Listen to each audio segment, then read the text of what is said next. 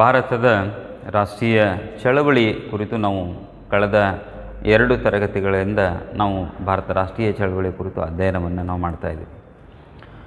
ಬ್ರಿಟಿಷರು ಭಾರತವನ್ನು ಏನು ಆಳ್ವಿಕೆ ಅಂತಕ್ಕಂಥದ್ದು ಅಥವಾ ಬ್ರಿಟಿಷರ ಒಂದು ಹಿಡಿತದಿಂದ ಮುಕ್ತಗೊಳಿಸಬೇಕು ಅಂತಕ್ಕಂಥ ನಿಟ್ಟಿನಲ್ಲಿ ಬ್ರಿಟಿಷರ ವಿರುದ್ಧ ಒಂದು ಹೋರಾಟ ಅಂತಕ್ಕಂಥದ್ದು ಭಾರತದ ಇತಿಹಾಸದಲ್ಲಿ ಏನು ಪ್ರಾರಂಭಗೊಂಡು ಅದು 1885ರ ಒಂದು ರಾಷ್ಟ್ರೀಯ ಕಾಂಗ್ರೆಸ್ಸಿನ ಒಂದು ಸ್ಥಾಪನೆಯೊಂದಿಗೆ ನಿಜವಾಗಿರ್ತಕ್ಕಂಥ ಒಂದು ರಾಷ್ಟ್ರೀಯ ಚಳವಳಿ ಅಂತಕ್ಕಂಥದ್ದು ನಮ್ಮ ದೇಶದಲ್ಲಿ ಅದು ಪ್ರಾರಂಭಗೊಂಡು. ಹೀಗೆ ರಾಷ್ಟ್ರೀಯ ಚಳವಳಿ ಅಂತಕ್ಕಂಥದ್ದು ಒಮ್ಮೆಲೆ ಅದು ಗತಿಸಿ ಸ್ವತಂತ್ರವನ್ನು ನಾವು ಪಡೆದುಕೊಳ್ಳಲಿಲ್ಲ. ಬದಲಾಗಿ ವಿವಿಧ ಹಂತಗಳಲ್ಲಿ ಈ ರಾಷ್ಟ್ರೀಯ ಚಳವಳಿ ಅಂತಕ್ಕಂಥದ್ದು ವಿವಿಧ ನಾಯಕರ ಒಂದು ನೇತೃತ್ವದಲ್ಲಿ ಅದು ಪ್ರಾರಂಭಗೊಂಡು. ಈ ನಿಟ್ಟಿನಲ್ಲಿ ನಾವು ನೋಡಿದಾಗ 2ನೇ ಹಂತ ಯಾವುದು ಅಂತಂದರೆ, ಅಥವಾ ಭಾರತದ ರಾಷ್ಟ್ರೀಯ ಚಳವಳಿಯ ಒಂದು ದ್ವಿತೀಯ ಹಂತ ಅದು ಈ ತೀವ್ರಗಾಮಿಗಳ ಒಂದು ಯುಗ. 1905ರ ಕಾಲಾವಧಿಯಿಂದ 1920ರ ಕಾಲಾವಧಿಯವರೆಗಿನ ರಾಷ್ಟ್ರೀಯ ಚಳವಳಿಯ ಒಂದು ಹೋರಾಟವನ್ನು ನಾವು ದ್ವಿತೀಯ ಹಂತ ಅಂತ ಕರಿತೀವಿ, ಅಥವಾ 1905ರಿಂದ 1920ರ ರಾಷ್ಟ್ರೀಯ ಚಳವಳಿ ಅಂತ ಇದನ್ನು ನಾವು ಕರಿತೀವಿ, ಅಥವಾ ಇನ್ನೊಂದು ಅರ್ಥದಲ್ಲಿ ನಾವು ಇದನ್ನು ತೀವ್ರಗಾಮಿಗಳ ಯುಗ ಅಂತ ನಾವಿಲ್ಲಿ ಕರಿತೀವಿ. 1885ರಿಂದ 1905ರವರೆಗೆ ಮಂದಗಾಮಿಗಳು ಹೋರಾಟವನ್ನು ಮಾಡಿದರು. ಆದರೆ ಮಂದಗಾಮಿಗಳಿಗೆ ನಾವು ಹೋಲಿಕೆಯನ್ನು ಮಾಡಿದರೆ ತೀವ್ರಗಾಮಿಗಳು ಕ್ರಾಂತಿಕಾರಿಗಳಾಗಿದ್ದರು, ಹೋರಾಟದ ಪ್ರವೃತ್ತಿಯನ್ನು ಉಳ್ಳವರಾಗಿದ್ದರು. ಆದ್ದರಿಂದ ಇವರನ್ನು ತೀವ್ರಗಾಮಿಗಳು ಅಥವಾ ಕ್ರಾಂತಿಕಾರಿ ರಾಷ್ಟ್ರೀಯವಾದಿಗಳು ಅಂತಕ್ಕಂಥ ಹೆಸರಿನಿಂದ ಇವರನ್ನು ಕರೆಯಲಾಯಿತು.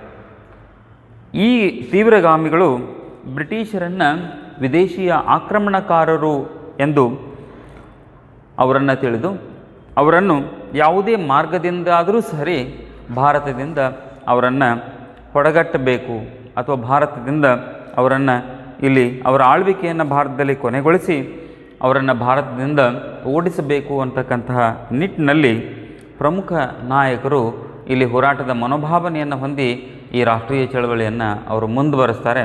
ಅವರಲ್ಲಿ ಪ್ರಮುಖರಾಗಿರ್ತಕ್ಕಂತಹ ತೀವ್ರಗಾಮಿ ಬಣದ ನಾಯಕರಲ್ಲಿ ಬಿಪಿನ್ ಚಂದ್ರ ಪಾಲ್, ಲಾಲಾ ಲಜಪತ್ ರಾಯ್ ಮತ್ತು ಇಲ್ಲಿ ಬಾಲಗಂಗಾಧರ ತಿಲಕರು. ಹೀಗೆ ಬಾಲಗಂಗಾಧರ ತಿಲಕರು, ಲಾಲಾ ಲಜಪತ್ ರಾಯರು ಮತ್ತು ಬಿಪಿನ್ ಚಂದ್ರ ಪಾಲ್ರು ತೀವ್ರಗಾಮಿ ಯುಗದ ಪ್ರಮುಖ ನಾಯಕರಿವರು. ಇವರು ಲಾಲ್, ಬಾಲ್, ಪಾಲ್ ಎಂಬ ಹೆಸರಿನಿಂದಲೇ ಇವರು ರಾಷ್ಟ್ರೀಯ ಚಳವಳಿಯಲ್ಲಿ ಬಹಳ ಜನಪ್ರಿಯರಾಗಿರ್ತಕ್ಕಂಥ ನಾಯಕರಾಗಿದ್ದರು. ಹಾಗಾದ್ರೆ ಯಾಕೆ ತೀವ್ರಗಾಮಿಗಳ ಒಂದು ಉದಯ ಅಂತಕ್ಕಂಥದ್ದು ನಮ್ಮ ರಾಷ್ಟ್ರೀಯ ಚಳವಳಿಯಲ್ಲಿ ಆರಂಭಗೊಂಡು, ಕಾರಣಗಳೇನು ಅಂತ ನಾವಿಲ್ಲಿ ನೋಡಿದಾಗ ಇಲ್ಲಿ ಹಲವು ಪ್ರಮುಖವಾಗಿರ್ತಕ್ಕಂಥ ಕಾರಣಗಳ ಸಹಾಯದಿಂದ ತೀವ್ರಗಾಮಿಗಳ ಒಂದು ಉದಯಕ್ಕೆ ಅದು ಪ್ರಮುಖವಾಗಿರ್ತಕ್ಕಂತಹ ಒಂದು ಕಾರಣಗಳಾಯಿತು. ಹಾಗಾದರೆ ಅಂತಹ ಈ ಪ್ರಮುಖವಾಗಿರ್ತಕ್ಕಂಥ ಕಾರಣಗಳೇನು, ತೀವ್ರಗಾಮಿಗಳ ಒಂದು ಉದಯಕ್ಕೆ ಪ್ರಮುಖ ಕಾರಣಗಳು ಏನು ಅಂತ ನಾವು ನೋಡಿದಾಗ, ಒಂದು ಮಂದಗಾಮಿಗಳ ಒಂದು ನಡೆ, ಕ್ಷಾಮದ ನಿರ್ವಹಣೆಯಲ್ಲಿ ಬ್ರಿಟಿಷರ ಒಂದು ಉದಾಸೀನತೆ, ಹಾಗೂ ಲಾರ್ಡ್ ಕರ್ಜನ್ನನ ಪ್ರತಿಗಾಮಿ ಕ್ರಮಗಳು, ಇದರ ಜೊತೆಗೆ ರಾಷ್ಟ್ರೀಯ ನಾಯಕರ ಒಂದು ಪ್ರಯತ್ನಗಳು, ಅದರ ಜೊತೆಗೇ ಅಂತಾರಾಷ್ಟ್ರೀಯ ಒಂದು ಈ ಪ್ರಭಾವ ಅಂತಕ್ಕಂಥದ್ದು. ಈ ಅಂತಾರಾಷ್ಟ್ರೀಯ ಪ್ರಭಾವ ಇದು ಭಾರತದ ಒಂದು ರಾಷ್ಟ್ರೀಯ ಚಳವಳಿಯಲ್ಲಿ ಒಂದು ಪ್ರಮುಖವಾಗಿರ್ತಕ್ಕಂತಹ ಒಂದು ಪಾತ್ರವನ್ನು ವಹಿಸ್ತದೆ.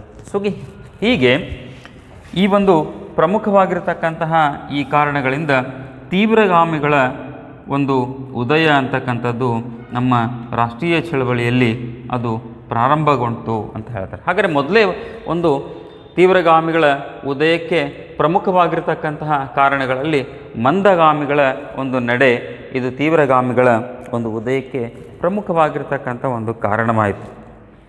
ತೀವ್ರಗಾಮಿಗಳು ಉದಯಕ್ಕೆ ಮಂದಗಾಮಿಗಳ ಒಂದು ನಡೆ ಅಂತಕ್ಕಂಥದ್ದು ಅದು ಪ್ರಮುಖವಾಗಿರ್ತಕ್ಕಂಥ ಕಾರಣ ಅಂದರೆ ಏನು ಅಂತಂದರೆ, ಮಂದಗಾಮಿಗಳು ಒಂದು ಸಂವಿಧಾನಾತ್ಮಕವಾಗಿರ್ತಕ್ಕಂತಹ ಮಾರ್ಗದಲ್ಲಿ ಅಥವಾ ನಿಟ್ಟಿನಲ್ಲಿ ಇವರು ಹೋರಾಟದ ಒಂದು ರೂಪುರೇಷೆಗಳನ್ನು ಇವರು ರೂಪಿಸಿಕೊಂಡಿದ್ದರು. ಯಾವುದೇ ಹಿಂಸೆಯಿಂದಾಗಲಿ ಅಥವಾ ಯಾವುದೇ ಒಂದು ಹೋರಾಟದ ಮನೋಭಾವನೆಯನ್ನು ಹೊಂದಿರತಕ್ಕಂಥ ಗುಣಗಳು ನಮಗೆ ಮಂದಗಾಮಿಗಳ ಒಂದು ನಾಯಕರಲ್ಲಿ ನಮಗೆ ಕಂಡು ಬರಲಿಲ್ಲ.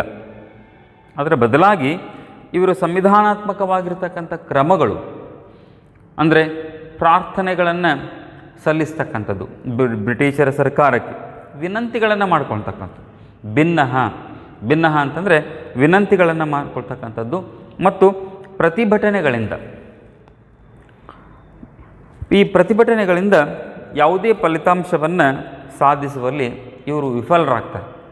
ಸಾರ್ವಜನಿಕವಾಗಿರ್ತಕ್ಕಂತಹ ಈ ಒಂದು ಅಭಿಪ್ರಾಯಗಳನ್ನು ಸಂಗ್ರಹಿಸ್ತಕ್ಕಂಥದ್ದು, ಆ ಅಭಿಪ್ರಾಯಗಳ ತಕ್ಕ ಹಾಗೆ ಇವರೇನು ಲಂಡನ್ನಿಗೆ ಹೋಗ್ತಕ್ಕಂಥದ್ದು, ಅಲ್ಲಿರ್ತಕ್ಕಂಥ ಲಂಡನ್ನಿಗೆ ಹೋಗ್ತಕ್ಕಂಥ ಭಾರತೀಯರ ಜನರ ಅಭಿಪ್ರಾಯಗಳನ್ನು ಸಂಗ್ರಹಿಸಿ ಜನರ ಅಭಿಪ್ರಾಯಕ್ಕೆ ತಕ್ಕಂತೆ ಒಂದು ನಿಯಮಗಳನ್ನು ನೀತಿಗಳನ್ನು ರೂಪಿಸಬೇಕು ಅಂತಕ್ಕಂತಹ ಒಂದು ಪ್ರಾರ್ಥನೆ ಅಥವಾ ಭಿನ್ನಹ ಅಂತಕ್ಕಂತಹದ್ದು ಏನು ಮಂದಗಾಮಿಗಳ ಯುಗದಲ್ಲಿತ್ತು, ಇದು ತೀವ್ರಗಾಮಿಗಳನ್ನು ಸಿಟ್ಟಿಗೆಬ್ಬಿಸಿತು. ಯಾಕಂದರೆ ಪ್ರತಿಭಟನೆಗಳಿಂದ ಯಾವುದೇ ಫಲಿತಾಂಶವನ್ನು ಸಾಧಿಸುವಲ್ಲಿ ಇವರು ವಿಫಲರಾಗ್ತಾರೆ. ಮಂದಗಾಮಿಗಳು ಇಂತಹ ಪ್ರಾರ್ಥನೆ, ಭಿನ್ನಹ ಮತ್ತು ಪ್ರತಿಭಟನೆಗಳಿಂದ ಇವರು ಯಾವುದೇ ಫಲಿತಾಂಶವನ್ನು ಇವರು ಸಾಧಿಸೋದಿಲ್ಲ. ನಾವು ಕಳೆದ ಕ್ಲಾಸ್ನಲ್ಲಿ ಅಧ್ಯಯನ ಏನು ಮಾಡ್ತಾ ಇದ್ವಿ, ಅದರಲ್ಲಿ ನಾವು ಗೋಪಾಲಕೃಷ್ಣ ಗೋಖಲೆ ಅಂತ ಹೇಳಿದ್ವಿ, ಬದ್ರುದ್ದೀನ್ ತಾಬ್ಜಿ, ಆನಂದಾಚಾರ್ಲು, ಸುರೇಂದ್ರನಾಥ್ ಬ್ಯಾನರ್ಜಿ, ಭಾರತದ ವೃದ್ಧ ಪಿತಾಮಹ ಅಂತಕ್ಕಂಥ ಹೆಗ್ಗಳಿಕೆ ಪಾತ್ರ ಆಗಿರ್ತಕ್ಕಂಥ ದಾದಾಬಾಯಿ ನವರೋಜಿಯವರು ಸಂವಿಧಾನಾತ್ಮಕವಾಗಿರ್ತಕ್ಕಂಥ ನಡೆಯನ್ನು ಹೊಂದಿ ಅವರು ಹೋರಾಟವನ್ನು ರೂಪಿಸಿಕೊಂಡ್ರು. ಇದರಿಂದ ಯಾವುದೇ ರೀತಿಯಾಗಿರ್ತಕ್ಕಂತಹ ಒಂದು ಸಫಲರಾಗಲಿಲ್ಲ. ರಾಷ್ಟ್ರೀಯ ಚಳವಳಿಯಲ್ಲಿ ಇವರು ಸಫಲತೆಯನ್ನು ಇವರು ಪಡೀಲಿಲ್ಲ. ಆದ್ದರಿಂದ ಇದು ತೀವ್ರಗಾಮಿಗಳಿಗೆ ಬಡಿದೆಬ್ಬಿಸಿತು, ಸಿಟ್ಟಿಗೆಬ್ಬಿಸಿತು. ಅಂದರೆ ಮಂದಗಾಮಿಗಳ ಬ್ರಿಟಿಷನ ವರ್ತನೆಗಳಿಂದ ಭ್ರಮರೇರಿಸನಗೊಂಡಿದ್ದರು. ಇವರು ಬರೀ ಪ್ರಾರ್ಥನೆಗಳನ್ನು, ಯಾವುದೇ ಹಿಂಸಾತ್ಮಕವಾಗಿರ್ತಕ್ಕಂಥ ಕೃತ್ಯಗಳನ್ನು ಮಾಡದೇ ಭಿನ್ನಹಗಳನ್ನು ಅರ್ಪಿಸ್ತಕ್ಕಂಥದ್ದು. ಹೀಗಾಗಿ ಆ ಬ್ರಿಟಿಷರಲ್ಲಿ ಒಂದು ರೀತಿಯಾಗಿರ್ತಕ್ಕಂಥ ನಿರಾಸಕ್ತಿಯ ಭಾವನೆ ಅಂತಕ್ಕಂಥದ್ದು ಅದರಲ್ಲಿ ಏನು ಕಂಡು ಬಂತು, ಇದು ತೀವ್ರಗಾಮಿಗಳನ್ನು ಸಿಟ್ಟಿಗೆಬ್ಬಿಸಿತು. ಕೇವಲ ಸಂವಿಧಾನಾತ್ಮಕವಾಗಿರ್ತಕ್ಕಂಥ ನಿಟ್ಟಿನಲ್ಲಿ ನಾವು ಹೋರಾಟದ ರೂಪುರೇಷೆಗಳನ್ನು ಮಾಡಿದರೆ ನಮಗೆ ಸ್ವತಂತ್ರ ಸಿಗುವುದಿಲ್ಲ. ಅದರ ಬದಲಾಗಿ ಈ ವಿದೇಶಿ ದಾಳಿಕೋರರೊಂದಿಗೆ ಮಂದಗಾಮಿಗಳ ನಡೆಯನ್ನು ಈ ತೀವ್ರಗಾಮಿಗಳು ಟೀಕೆಯನ್ನು ಮಾಡ್ತಾರೆ. ಏನು ಟೀಕೆ ಮಾಡಿದ್ರು ಇವರು? ರಾಜಕೀಯ ಭಿಕ್ಷಾಟನೆ. ಮಂದಗಾಮಿಗಳೇನು ಹೋರಾಟದ ರೂಪುರೇಷೆಗಳನ್ನು ಇವರು ಮಾಡಿ ಹೋರಾಟವನ್ನು ಇವರು ಮಾಡ್ತಾ ಇದ್ದಾರೆ, ಇದು ಒಂದು ರಾಜಕೀಯವಾಗಿರ್ತಕ್ಕಂಥ ಒಂದು ಭಿಕ್ಷಾಟನೆ. ನಾವ್ಯಾಕೆ ಅವರಿಗೆ ಈ ಸ್ವತಂತ್ರಕ್ಕಾಗಿ ಭಿಕ್ಷೆಯನ್ನು ನಾವು ಕೇಳಬೇಕು? ಬದಲಾಗಿ ಸ್ವತಂತ್ರಕ್ಕಾಗಿ ನಾವು ಹೋರಾಟದ ಮನೋಭಾವನೆಯನ್ನು ನಾವು ರೂಪಿಸ್ಕೊಳ್ಬೇಕು. ಹೋರಾಟದಿಂದಲೇ, ಹಿಂಸೆಯಿಂದಲೇ ಬ್ರಿಟಿಷರನ್ನು ನಾವು ಹೊಡೆದೋಡಿಸಬೇಕು ಅಂತಕ್ಕಂಥ ನಿಟ್ಟಿನಿಂದಾಗಿ ಇದು ತೀವ್ರಗಾಮಿಗಳ ಒಂದು ಉದಯಕ್ಕೆ ಒಂದು ಪ್ರಮುಖವಾಗಿರ್ತಕ್ಕಂಥ ಒಂದು ಕಾರಣವಾಯಿತು ಅಂತ ಹೇಳ್ತಾರೆ. ಇನ್ನು ಭಾರತ ದೇಶ ಅಂತಕ್ಕಂಥದ್ದು ಬ್ರಿಟಿಷರ ಆಳ್ವಿಕೆಗೆ ಒಳಪಟ್ಟಿರ್ತಕ್ಕಂತಹ ಒಂದು ಕಾಲಾವಧಿ 1896ರಿಂದ 98 ಕಾಲಾವಧಿ, 1896ರಿಂದ 98 ಕಾಲಾವಧಿ ಮತ್ತು 1889ರಿಂದ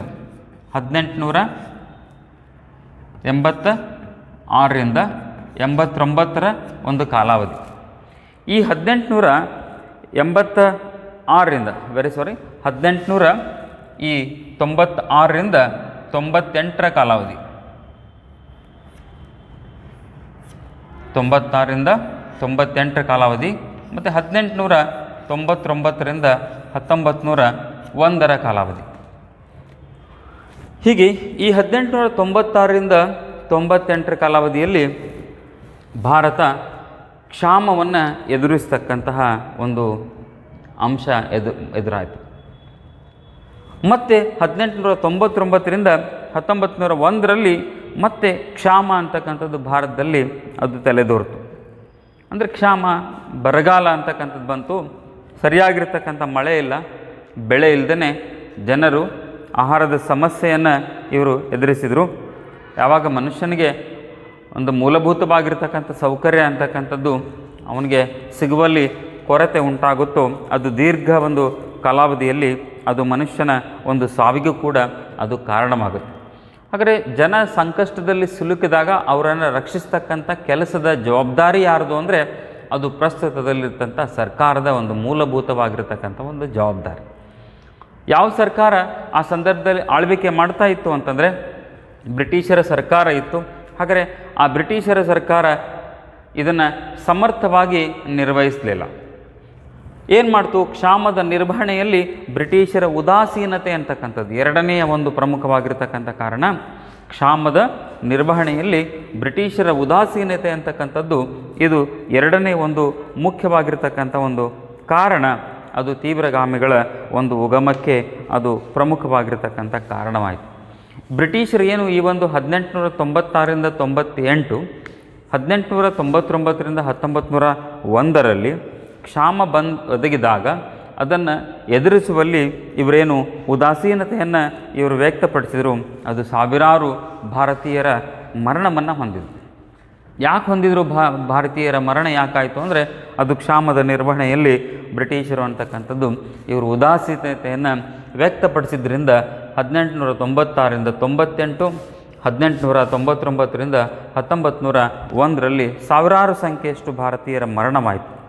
ಬ್ರಿಟಿಷರು ಭಾರತವನ್ನು ಕೇವಲ ಆರ್ಥಿಕವಾಗಿ ಶೋಷಣೆಯನ್ನು ಮಾತ್ರ ಆಸಕ್ತರಾಗಿದ್ದು ಜನರ ಒಂದು ಯೋಗಕ್ಷೇಮವನ್ನು ಇವರು ವಿಚಾರಿಸ್ತಕ್ಕಂತಹ ಒಂದು ಅಂಶವನ್ನು ಮನಗಾಣಲಿಲ್ಲ.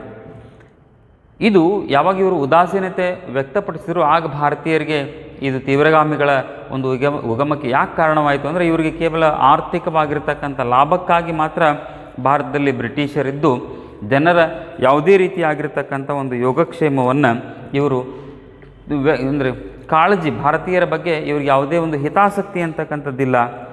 ಆಗ ಏನು ಮಾಡಿದರು?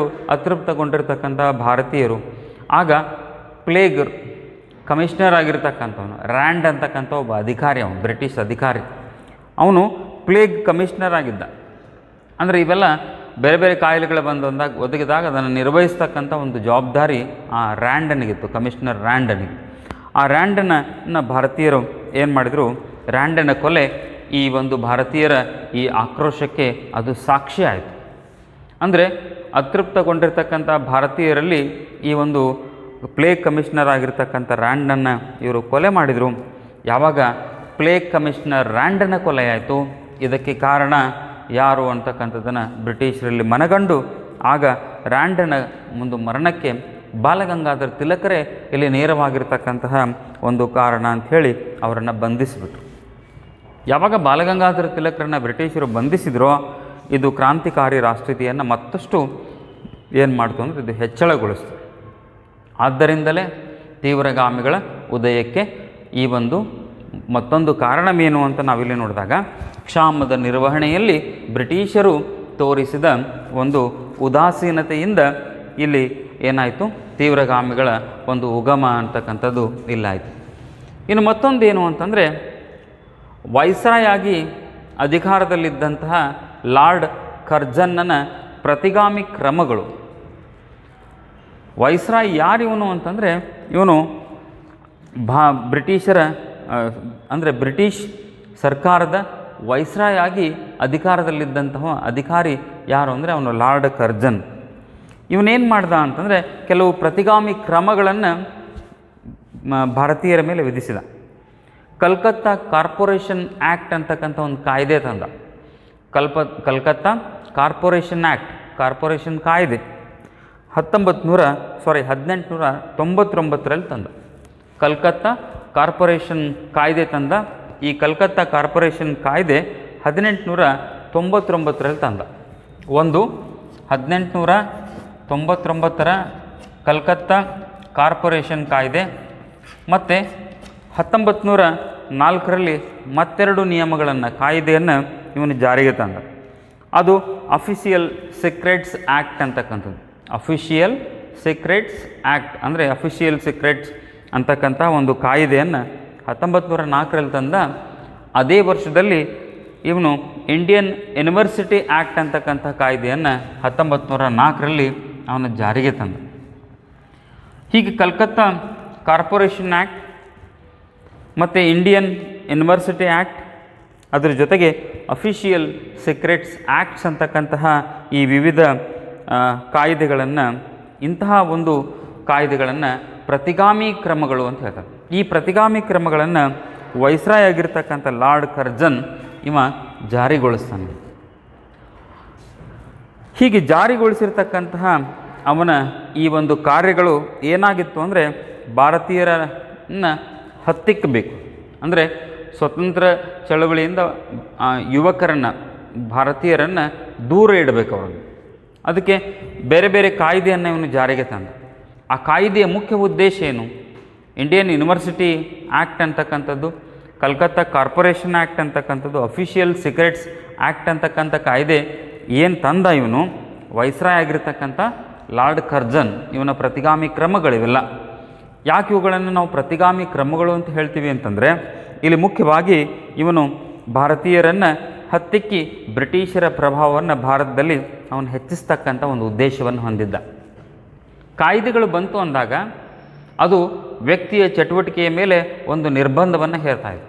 ಹಾಗೆ ರಾಷ್ಟ್ರೀಯ ಚಳವಳಿ ಅಂತಕ್ಕಂಥದ್ದು ಏನು ಪ್ರಾರಂಭಗೊಂಡಿತ್ತು, ತೀವ್ರಗಾಮಿಗಳು ಮಂದಗಾಮಿಗಳ ನಡೆ ಏನು ಪ್ರಾರಂಭವಾಗಿತ್ತು, ಆ ಸಂದರ್ಭದಲ್ಲಿ ಇವರು ಬೇರೆ ಬೇರೆ ರೀತಿಯಾಗಿರ್ತಕ್ಕಂತಹ ಕಾಯ್ದೆಗಳನ್ನು ಇವರು ಜಾರಿಗೆ ತರ್ತಾರೆ.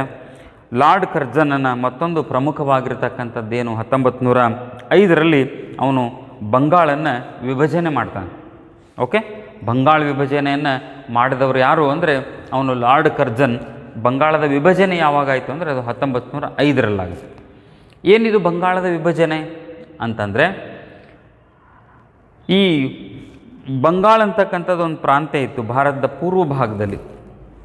ಅಲ್ಲಿ ಆ ಬಂಗಾಳದ ಒಂದು ಪ್ರಾಂತ್ಯದಲ್ಲಿ ಆ ಇಡೀ ಬಂಗಾಳ ಪ್ರದೇಶವನ್ನು ಎರಡು ಭಾಗಗಳಾಗಿ ವಿಂಗಡಣೆ ಆಯಿತು. ಒಂದು ಪೂರ್ವದ ಬಂಗಾಳ, ಮತ್ತೊಂದು ಪಶ್ಚಿಮದ ಬಂಗಾಳ ಅಂಥೇಳಿ ಕರ್ಜನ್ ಇವನು ಅದನ್ನು ಬೇರ್ಪಡಿಸಿದ.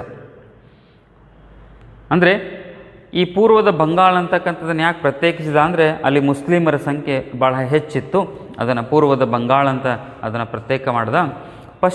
ಬಂಗಾಳದ ಪಶ್ಚಿಮ ಭಾಗದಲ್ಲಿ ಹಿಂದೂಗಳ ಸಂಖ್ಯೆ ಹೆಚ್ಚಿತ್ತು, ಆದ್ದರಿಂದ ಅದನ್ನು ಪಶ್ಚಿಮದ ಬಂಗಾಳ ಅಂಥೇಳಿ ಇವನು ವಿಭಜನೆ ಮಾಡಿದ.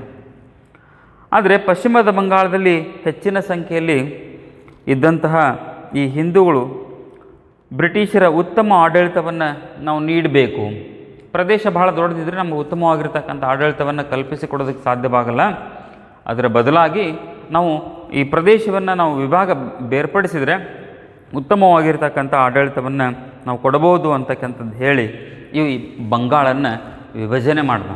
2 ಮಾರ್ಕ್ಸಿಗೆ 2 ಅಂಕದ ಪ್ರಶ್ನೆ ಇದು. ಬಂಗಾಳದ ವಿಭಜನೆ ಯಾವಾಗಾಯಿತು ಅಂತ 1 ಮಾರ್ಕ್ಸಿಗೆ ನಾವು ಪ್ರಶ್ನೆ ಮಾಡಿದಾಗ ಅದು 1905 ಅಂತ ಹೇಳ್ತೀವಿ.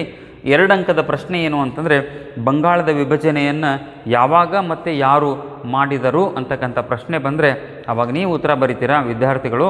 ಏನು ಬರೀಬೇಕು ಅಂದರೆ, 1905ರಲ್ಲಿ ಲಾರ್ಡ್ ಕರ್ಜನ್ ಅಂತಕ್ಕಂಥವನು ಬಂಗಾಳನ್ನು ವಿಭಜನೆ ಮಾಡ್ದ. ವಿಭಜನೆ ಮಾಡೋದಕ್ಕೆ ಕಾರಣ ಕೊಟ್ಟ ವೈಸ್ರಾಯ್ ಆಗಿರ್ತಕ್ಕಂಥ ಲಾರ್ಡ್ ಕರ್ಜನ್. ಏನು ಕಾರಣವನ್ನು ಅವನು ಕೊಟ್ಟ ಅಂದರೆ, ಉತ್ತಮ ಆಡಳಿತದ ನೆಪ ಒಡ್ತಾನವನು. ನಾವು ಭಾರತೀಯರಿಗೆ ಒಳ್ಳೆಯ ಆಡಳಿತ ಕೊಡಬೇಕು, ಆ ದೃಷ್ಟಿಯಿಂದ ನಾವು ಈ ಪ್ರದೇಶವನ್ನು ನಾವು ಬೇರ್ಪಡಿಸ್ತಾ ಇದ್ದೀವಿ ಅಂತಕ್ಕಂಥದ್ದು ಹೇಳಿ, ಅದರ ಮೂಲ ಉದ್ದೇಶ ಏನಾಗಿತ್ತು, ಬಂಗಾಳದ ವಿಭಜನೆಯ ಮೂಲ ಉದ್ದೇಶ ಒಂದು, ಅದು ಹಿಂದೂ ಹಾಗೂ ಮುಸ್ಲಿಮರ ಐಕ್ಯತೆಯನ್ನು ಒಡಿತಕ್ಕಂಥದ್ದು.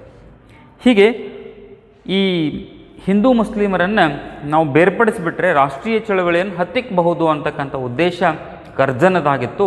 ಹೀಗೆ ಹಲವು ಕ್ರಮಗಳಿಂದ, ಆಮೇಲೆ ಬಂಗಾಳದ ವಿಭಜನೆಯಿಂದ ಭಾರತೀಯರ ಜನಸಮೂಹ ಏನಾಯಿತು ಅಂದರೆ ಅದು ಕೋಪೋದ್ರಿಕ್ತವಾಗಿರ್ತಕ್ಕಂಥ ಪ್ರತಿಕ್ರಿಯೆಯನ್ನು ಅದು ನೀಡೋದಕ್ಕೆ ಪ್ರಾರಂಭಗೊಂಡು. ಹಾಗಾದರೆ ಕೋಪೋದ್ರಿಕ್ತವಾಗಿರ್ತಕ್ಕಂಥ ಪ್ರತಿಕ್ರಿಯೆ ಯಾರಿಂದ ಬಂತು ಅಂದರೆ ಅದು ತೀವ್ರಗಾಮಿಗಳಿಂದ ಬಂತು. ಈ ದೃಷ್ಟಿಯಿಂದ ಅದು ತೀವ್ರಗಾಮಿಗಳ ಉಗಮಕ್ಕೆ ಇದು ಮತ್ತೊಂದು ಪ್ರಮುಖವಾಗಿರ್ತಕ್ಕಂಥ ಕಾರಣವೇನು ಅಂತಂದರೆ ಲಾರ್ಡ್ ಕರ್ಜನ್ನನ ಒಂದು ಪ್ರತಿಗಾಮಿ ಕ್ರಮಗಳು ಅಂತ ನಾವಿಲ್ಲಿ ಹೇಳ್ತೀವಿ. ಇನ್ನು ರಾಷ್ಟ್ರೀಯ ನಾಯಕರ ಪ್ರಯತ್ನಗಳು. ಭಾರತದ ರಾಷ್ಟ್ರೀಯ ಸ್ವಾತಂತ್ರ್ಯ ಚಳವಳಿ ಅಂತಕ್ಕಂಥದ್ದು ನಡೆದ ಸಂದರ್ಭದಲ್ಲಿ ಭಾರತೀಯರಲ್ಲಿ ಆತ್ಮವಿಶ್ವಾಸವನ್ನು ಮೂಡಿಸ್ತಕ್ಕಂಥದ್ದು ಮತ್ತು ಆತ್ಮಾಭಿಮಾನವನ್ನು ಮೂಡಿಸ್ತಕ್ಕಂತಹ ಕೆಲಸ ಇದು ಭಾರತದ ರಾಷ್ಟ್ರೀಯ ಚಳವಳಿಯಲ್ಲಿ ಆಯಿತು. ಅಂತಹ ಒಂದು ಆತ್ಮವಿಶ್ವಾಸವನ್ನು, ಆತ್ಮಾಭಿಮಾನವನ್ನು ಮೂಡಿಸ್ತಕ್ಕಂಥ ಕೆಲಸವನ್ನು ನಮ್ಮ ದೇಶದ ಕೆಲವು ರಾಷ್ಟ್ರೀಯ ನಾಯಕರು ಪ್ರಯತ್ನವನ್ನು ಪಟ್ಟರು. ಆತ್ಮಾಭಿಮಾನವನ್ನು, ದೇಶಾಭಿಮಾನವನ್ನು, ಆತ್ಮವಿಶ್ವಾಸವನ್ನು ಮೂಡಿಸ್ತಕ್ಕಂಥ ಕೆಲವು ನಾಯಕರ ಹೆಸರನ್ನು ನಾವಿಲ್ಲಿ ನೋಡೋದಾದರೆ ಸ್ವಾಮಿ ವಿವೇಕಾನಂದರು. ಯುವಕರಿಗೆ ಸಂದೇಶ ಕೊಡ್ತಾರೆ, ಏಳಿ ಎದ್ದೇಳಿ ಗುರಿ ಮುಟ್ಟುವವರೆಗೂ ನೀವು ನಿಲ್ಲದಿರಿ ಅಂತಕ್ಕಂಥ ಸಂದೇಶ. ಹಾಗಾದರೆ ಇದು ಯುವಕರಲ್ಲಿ ಅವರು ನೀಡಿರ್ತಕ್ಕಂಥ ಒಂದು ಏನು ಅಂತಂದರೆ ಅದೊಂದು ಆತ್ಮವಿಶ್ವಾಸದ ಒಂದು ಸಂದೇಶ. ಹೇಳ್ಬೇಕು, ಹೋರಾಟ ಮಾಡಬೇಕು. ಭಾರತ ದೇಶವನ್ನು ಸ್ವತಂತ್ರಗೊಳಿಸುವವರೆಗೂ ಕೂಡ ನಮ್ಮ ಹೋರಾಟ ಅಂತಕ್ಕಂಥದ್ದು ನಿಲ್ಕೂಡ್ದು ಅಂತಕ್ಕಂಥ ಒಂದು ಸಂದೇಶವನ್ನು ಅವ್ರು ಕೊಡ್ತಾರೆ. ಇದು ಕೂಡ ಆತ್ಮವಿಶ್ವಾಸ ಮತ್ತು ಆತ್ಮಾಭಿಮಾನವನ್ನು ಮೂಡಿಸ್ತಕ್ಕಂಥದ್ದು. ದಯಾನಂದ ಸರಸ್ವತಿ ಅವರು ಹೇಳ್ತಾರೆ ಒಂದು ಕಡೆ, ವೇದಗಳಿಗೆ ಹಿಂತಿರುಗಿ ಅಂತಕ್ಕಂಥ, ವೇದಕಾಲೀನ ಸಮಾಜವನ್ನು ನಾವು ನಿರ್ಮಿಸಬೇಕು. ಯಾವುದೇ ಜಾತಿ ಮತ ಪಂಥದ ಭೇದರಹಿತವಾಗಿರ್ತಕ್ಕಂಥ ಸಮಾಜ, ಅದು ಅವರು ಪ್ರಾರಂಭ ಮಾಡಿರ್ತಕ್ಕಂಥ ಶುದ್ಧಿ ಚಳವಳಿ, ಇವೆಲ್ಲ ಭಾರತದ ರಾಷ್ಟ್ರೀಯ ಚಳವಳಿಯಲ್ಲಿ ತೀವ್ರಗಾಮಿಗಳ ಒಂದು ಉಗಮಕ್ಕೆ ಕಾರಣವಾಗ್ತಕ್ಕಂಥ ನಿಟ್ಟಿನಲ್ಲಿ ಇಂತಹ ರಾಷ್ಟ್ರೀಯ ನಾಯಕರ ಒಂದು ಪ್ರಯತ್ನವನ್ನು ಪಡ್ತಾರೆ. ಇವರೆಲ್ಲರ ಪ್ರಯತ್ನ ಒಂದಾಗಿತ್ತು. ಅದು ಆತ್ಮಾಭಿಮಾನವನ್ನು, ಆತ್ಮವಿಶ್ವಾಸವನ್ನು ಮೂಡಿಸ್ತಕ್ಕಂಥ ನಿಟ್ಟಿನಲ್ಲಿ ಸ್ವಾಮಿ ವಿವೇಕಾನಂದರ ಒಂದು ವ್ಯಕ್ತಿತ್ವ, ಅವರ ಒಂದು ಹೇಳಿಕೆಗಳು, ಸ್ವಾಮಿ ದಯಾನಂದ ಸರಸ್ವತಿ, ಅರಬಿಂದೋ ಘೋಷ್, ಬಾಲಗಂಗಾಧರ ತಿಲಕ್, ಬಂಕಿಮ್ ಚಂದ್ರ ಚಟರ್ಜಿ ಅಂತಕ್ಕಂಥವ್ರು, ಹೀಗೆ ಮುಂತಾದ ನಾಯಕರು ಇಲ್ಲಿ ಭಾರತೀಯರಲ್ಲಿ ಆತ್ಮವಿಶ್ವಾಸವನ್ನು, ಆತ್ಮಾಭಿಮಾನವನ್ನು ಮೂಡಿಸ್ತಕ್ಕಂಥ ಕೆಲಸವನ್ನು ಮಾಡಿದರು. ತಿಲಕರ ಪ್ರಯತ್ನ ಏನು? ಬಾಲಗಂಗಾಧರ ತಿಲಕರು ಸಾರ್ವಜನಿಕ ಗಣೇಶೋತ್ಸವವನ್ನು ಆಚರಿಸ್ತಕ್ಕಂಥದ್ದು ಮತ್ತು ಶಿವಾಜಿ ಜಯಂತಿ ಅಂತಕ್ಕಂಥದ್ದು ಆರಂಭಿಸಿದ್ದೇ ಬಾಲಗಂಗಾಧರ ತಿಲಕರು.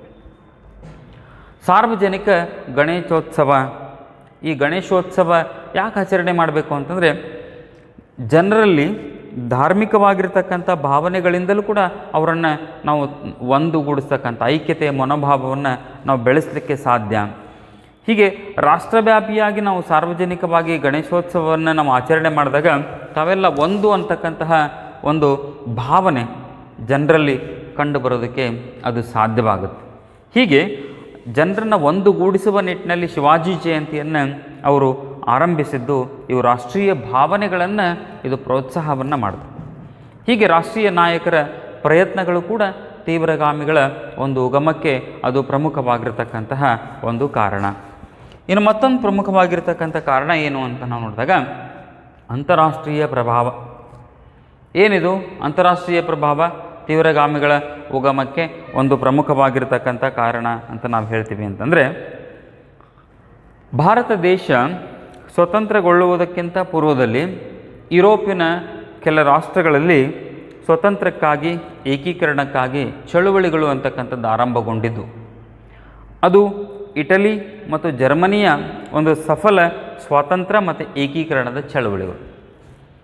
ಸೊ ನಾವು ಕಳೆದ ವರ್ಷ ನಾವು ಅಧ್ಯಯನ ಮಾಡಿದ್ವಿ, 1870ರಲ್ಲಿ ಇಟಲಿ ಅಂತಕ್ಕಂಥದ್ದು ರಾಜಕೀಯವಾಗಿ ಭೌಗೋಳಿಕವಾಗಿರ್ತಕ್ಕಂಥ ನಾಮಮಾತ್ರವಾಗಿರ್ತಕ್ಕಂಥ ಒಂದು ದೇಶವಾಗಿತ್ತೇ ಹೊರತು ರಾಜಕೀಯವಾಗಿರ್ತಕ್ಕಂತಹ ಒಂದು ಅನೈಕ್ಯತೆ ಇತ್ತು. ಯಾಕಂದರೆ ವಿವಿಧ ಬಾಹ್ಯ ಶಕ್ತಿಗಳು ಆ ಇಟಲಿಯ ಭೂಪ್ರದೇಶದ ಹತೋಟಿಯಲ್ಲಿದ್ದುಕೊಂಡು ಆ ಜನರಿಗೆ ಸ್ವತಂತ್ರ ಸಮಾನತೆಯನ್ನೇ ಅದು ಕಲ್ಪಿಸಿಕೊಟ್ಟಿರಲಿಲ್ಲ. ಹಾಗಾಗಿ ಆ ಇಟಲಿ ಅಂತಕ್ಕಂಥ ದೇಶವನ್ನು ಒಂದುಗೂಡಿಸಬೇಕು ಅಂತಕ್ಕಂಥ ನಿಟ್ಟಿನಲ್ಲಿ Joseph Mazzini, Count de Cavour, Garibaldi, ಎರಡನೇ ವಿಕ್ಟರ್ ಇಮಾನ್ಯುಯಲ್ನ ಪ್ರಯತ್ನಗಳು ತೀವ್ರಗಾಮಿಗಳ ಉಗಮಕ್ಕೆ ಕಾರಣವಾಯಿತು. ಅವರು ಹೋರಾಟದ ರೂಪುರೇಷೆಗಳನ್ನೇ ರಚಿಸಿಕೊಂಡ್ರು.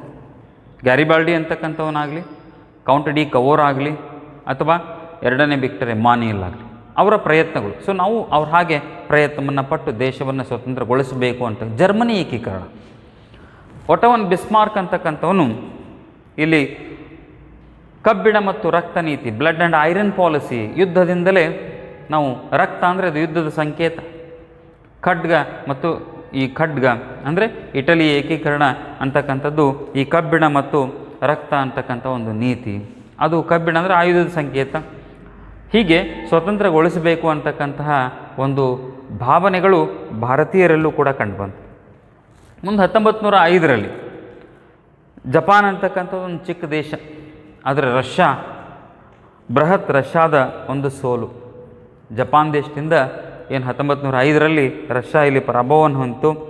ಟರ್ಕಿ, ಈಜಿಪ್ಟ್, ಪರ್ಷಿಯಾ, ಚೀನಾದ ರಾಷ್ಟ್ರೀಯ ಚಳುವಳಿಗಳು ಅಂದರೆ ಅಂತಾರಾಷ್ಟ್ರೀಯ ಮಟ್ಟದಲ್ಲಿ ದೇಶಕ್ಕೆ ಸ್ವತಂತ್ರವನ್ನು ಪಡೆದುಕೊಳ್ತಕ್ಕಂಥ ನಿಟ್ಟಿನಲ್ಲಿ ಚಳುವಳಿಗಳು, ಹೋರಾಟಗಳು ಅಂತಕ್ಕಂಥದ್ದೇನು ಆರಂಭಗೊಂಡಿದ್ವು, ಇಂತಹ ಜಾಗತಿಕ ಘಟನೆಗಳು ಭಾರತೀಯರ ಆಲೋಚನೆಗಳ ಮೇಲೆ ಪ್ರಭಾವ ಬೀರುತ್ತೆ. ನಾವ್ಯಾಕೆ ಬ್ರಿಟಿಷರ ವಿರುದ್ಧ ಹೋರಾಟ ಮಾಡಬಾರ್ದು, ನಾವೇಕೆ ರೂಪರೇಷೆಗಳನ್ನು ರಚಿಸಿಕೊಳ್ಳಬಾರ್ದು, ಸ್ವತಂತ್ರಕ್ಕಾಗಿ ನಾವು ಯಾಕೆ ಹೋರಾಟವನ್ನು ಕೈಗೊಳ್ಳಬಾರ್ದು ಅಂತಕ್ಕಂತಹ ಈ ಅಂತಾರಾಷ್ಟ್ರೀಯ ಮಟ್ಟದಲ್ಲಾಗಿರ್ತಕ್ಕಂಥ ಘಟನೆಗಳು ಭಾರತೀಯ ನಾಯಕರ ಮೇಲೆ ಪ್ರಭಾವವನ್ನು ಬೀರ್ತು. ಹೀಗಾಗಿ ತಾವು ಕೂಡ ಭಾರತೀಯರು ಒಗ್ಗಟ್ಟಾಗಿ ಬ್ರಿಟಿಷರನ್ನು ಓಡಿಸಬಹುದು ಅಂತಕ್ಕಂತಹ ಈ ರಾಷ್ಟ್ರೀಯವಾದಿಗಳ ಒಂದು ಚಿಂತನೆಗಳು ಇಲ್ಲಿ ಆರಂಭಗೊಂಡು, ಈ ಚಿಂತನೆಗಳ ಫಲವೇ ಈ ಒಂದು ತೀವ್ರಗಾಮಿಗಳ ಉಗಮಕ್ಕೆ ಅದೊಂದು ಪ್ರಮುಖವಾಗಿರ್ತಕ್ಕಂಥ ಕಾರಣ ಅಂತ ಹೇಳ್ತೀವಿ. ಸೊ ಹೀಗೆ ಇಲ್ಲಿ ಕೆಲವು ಪ್ರಮುಖವಾಗಿರ್ತಕ್ಕಂಥ ಕಾರಣ, ಒಂದು ಮಂದಗಾಮಿಗಳ ನಡೆ, ಕ್ಷಾಮದ ನಿರ್ವಹಣೆಯಲ್ಲಿ ಬ್ರಿಟಿಷರ ಒಂದು ಉದಾಸೀನತೆ, ಲಾರ್ಡ್ ಕರ್ಜನ್ನನ ಪ್ರತಿಗಾಮಿ ಕ್ರಮಗಳು, ರಾಷ್ಟ್ರೀಯ ನಾಯಕರ ಒಂದು ಪ್ರಯತ್ನಗಳು, ಅಂತಾರಾಷ್ಟ್ರೀಯ ಪ್ರಭಾವದಿಂದಾಗಿ ತೀವ್ರಗಾಮಿಗಳು ಅಂತಕ್ಕಂಥವರು ನಮ್ಮ ದೇಶದ ರಾಷ್ಟ್ರೀಯ ಚಳವಳಿಯಲ್ಲಿ ಅವರು ಅಸ್ತಿತ್ವವನ್ನು ಪಡೆದುಕೊಂಡರು. ಅವರ ಒಂದು ಉದಯಕ್ಕೆ, ಅವರ ಒಂದು ಹುಟ್ಟಿಗೆ ಇದು ಪ್ರಮುಖವಾಗಿರ್ತಕ್ಕಂಥ ಒಂದು ಕಾರಣವಾಯಿತು. ಮುಂದಿನ ತರಗತಿಯಲ್ಲಿ ನಾವು ಈ ತೀವ್ರಗಾಮಿಗಳ ಯುಗದಲ್ಲಾಗಿರ್ತಕ್ಕಂಥ ಪ್ರಮುಖ ಘಟನೆಗಳ ಬಗ್ಗೆ ಕುರಿತು ನಾವು ಚರ್ಚೆಯನ್ನು ಮಾಡೋಣ. ಪರೀಕ್ಷೆ ದೃಷ್ಟಿಯಿಂದ ಬಹಳ ಮುಖ್ಯವಾಗಿರ್ತಕ್ಕಂಥ ಪ್ರಶ್ನೆ, ತೀವ್ರಗಾಮಿಗಳ ಯುಗದ ಪ್ರಮುಖ ಘಟನೆಗಳನ್ನು ಕುರಿತು ಬರೆಯಿರಿ ಅಂತ ಹೇಳಿದಾಗ ನಮಗೆ ಒಂದು 5 ಅಂಕದ ಪ್ರಶ್ನೆ ನಮ್ಗೆ ಇದಾಗುತ್ತೆ. ಸೊ ಆದ್ದರಿಂದ ನಮ್ಮ ಮುಂದಿನ ತರಗತಿಗಳಲ್ಲಿ ತೀವ್ರಗಾಮಿಗಳ ಕಾಲಾವಧಿಯಲ್ಲಾಗಿರ್ತಕ್ಕಂಥ ಪ್ರಮುಖ ಘಟನೆಗಳು ಏನು ಅನ್ನೋದ್ರ ಬಗ್ಗೆ ನಾವು ಚರ್ಚೆಯನ್ನು ಮಾಡೋಣ.